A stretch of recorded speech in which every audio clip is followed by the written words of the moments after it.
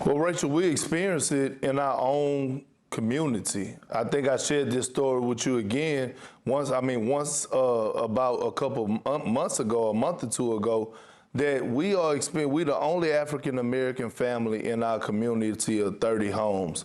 And we deal with so much for us with our kids and what they do and getting emails from the home association. Rachel, just 3 miles away from my house, about a month and a half ago, African American was hung at a middle school, was found lynched. So my kids that go to a 90% white school, I'm worried daily now, and I have to teach them that everyone is not the same. And it's hard, Rachel, because they actually have white American friends, and they get invited to birthday parties and pool parties and sleepovers. And it's hard because you have to let your kids live their life, but at the same time, you have to protect your kids, and you never know what someone is thinking, or you never know what could happen when a group gets together and you're the only and your kid is the only African American kid there.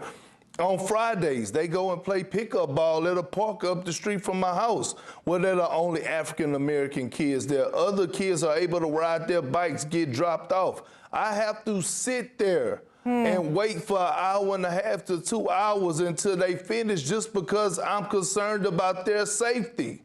And when you have police brutality happens, where they supposed to protect and serve us, I don't know, I gotta make sure that not only that I get home, that my children make it home safely. So I have to have these conversations with a 12-year-old and an 8-year-old about what's going on right now in the color of their skin, and it's very disturbing. Absolutely, and this is what every NBA player who is in that same situation, Perk, is dealing with. And one thing that's interesting is the NBA, because they officially postponed these games, it means that there are no actual forfeitures, so there's no fines coming because of this, but there are plenty of emotions. I'm putting up right now, Perk, on the screen, a tweet from LeBron James. He says, "F this man, we demand change, sick of it." You and LeBron are very close. You played together. I know you are still very good friends.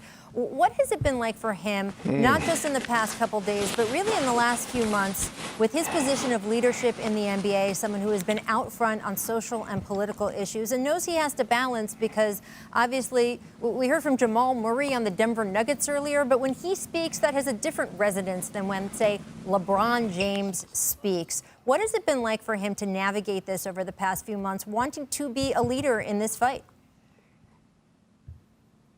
Well, Rachel, for LeBron to tweet that out, and LeBron like I know LeBron, very educated. Before he comes to the microphone, he's going to make sure he does his research. And for him to lash out on Twitter, he's upset, and rightfully so. And LeBron James is powerful, Rachel. I keep telling people it's a difference between being popular and powerful. And when LeBron James speaks, I don't know about you, but I listen and I sit up here and say, man, he could actually run for president, and I'm not even joking. I'll be serious. Like, he's that intelligent, he's that smart. And when you see him lash out like that, that means he's raging right now, which he should be, and he's supporting the NBA brotherhood as he should be also. But he's powerful. His voice goes a long way.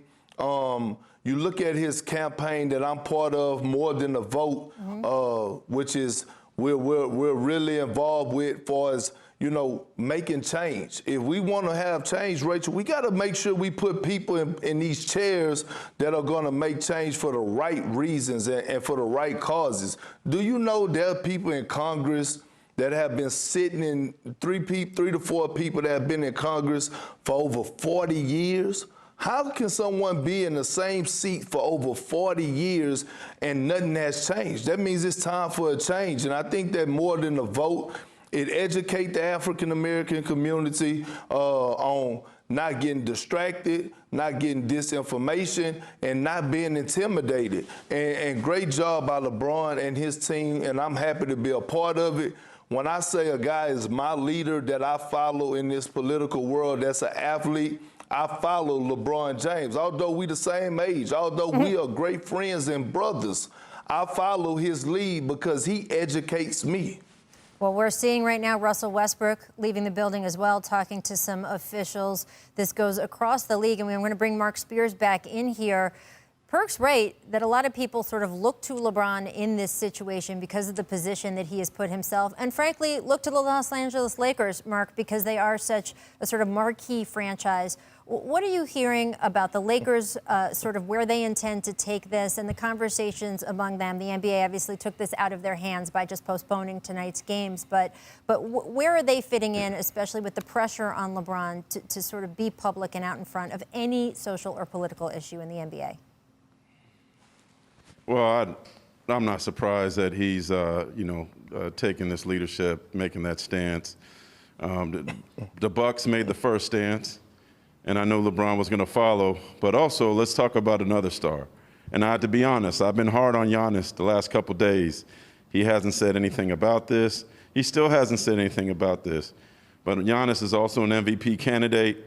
He plays for the Bucks, and he's gone along with this boycott. I don't know what's said behind the scenes, but he is the star of the Milwaukee Bucks. They are the team that decided to start this.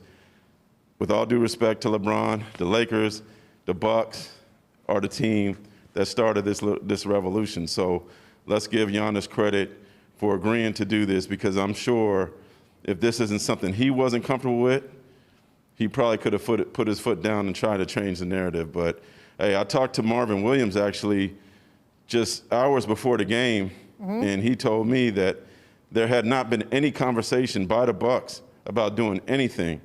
So it'll be interesting to see what the timeline is for the Bucks in terms of making this decision to not play, this historic decision.